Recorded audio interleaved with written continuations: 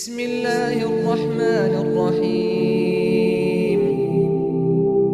تبارك الذي بيده الملك وهو على كل شيء قدير، الذي خلق الموت والحياة ليبلوكم أيكم أحسن عملا وهو العزيز الغفور، الذي خلق 7 سماوات طباقا ما ترى في خلق الرحمن من تفاوت فارجع البصر هل ترى من فطور ثم ارجع البصر كرتين ينقلب إليك البصر خاسئا وهو حسير، ولقد زينا السماء الدنيا بمصابيح وجعلناها رجوما للشياطين وأعتدنا لهم عذاب السعير،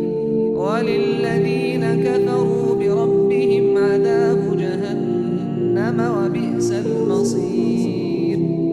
إذا ألقوا فيها سمعوا لها شهيقا وهي تفور تكاد تميز من الغيظ، كلما ألقي فيها فوج سألهم خزنتها ألم يأتكم نذير؟ قالوا بلى قد جاءنا نذير فكذبنا وقلنا ما نزل الله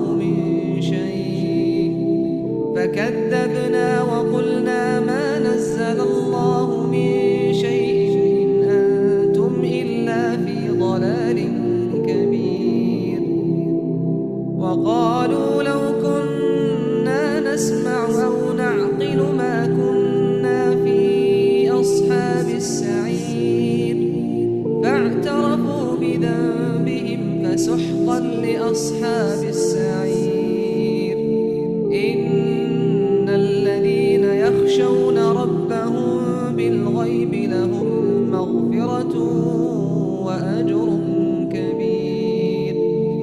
وأسروا قولكم أو اجهروا به إنه عليم بذات الصدور. ألا يعلم من خلق وهو اللطيف الخبير. هو الذي جعل لكم الأرض ذلولا فامشوا في مناكبها وكلوا من رزقه وإليه النشور. أأمنتم من في السماء أن يخسف بكم الأرض فإذا هي تمور، أم أمنتم من في السماء أن يرسل عليكم حاصبا فستعلمون كيف نذير. ولقد كذب الذين من قبلهم فكيف كان نكير. أولم يروا إلى الطير فوقهم صافات ويقبضن ما يمسكهن إلا الرحمن إنه بكل شيء بصير. أمن هذا الذي هو جند لكم ينصركم من دون الرحمن إن الكافرون إلا في غرور. أمن هذا الذي يرزقكم إن أمسك رزقه بل لجوا في عتو ونفور.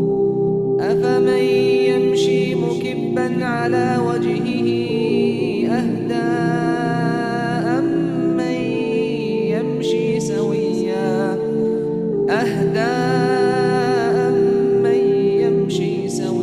على صراط مستقيم. قل هو الذي أنشأكم وجعل لكم السمع والأبصار والأفئدة قليلا ما تشكرون. قل هو الذي ذرأكم في الأرض وإليه تحشرون ويقولون متى هذا الوعد إن كنتم صادقين قل إنما العلم عند الله وإنما أنا نذير مبين فلما رأوه زلفة سيئت وجوه الذين كفروا وقيل هذا الذي كنتم به تدعون قل أرأيتم إن أهلكني الله ومن معي أو رحمنا فمن يجير الكافرين من عذاب أليم قل هو الرحمن آمنا به وعليه توكلنا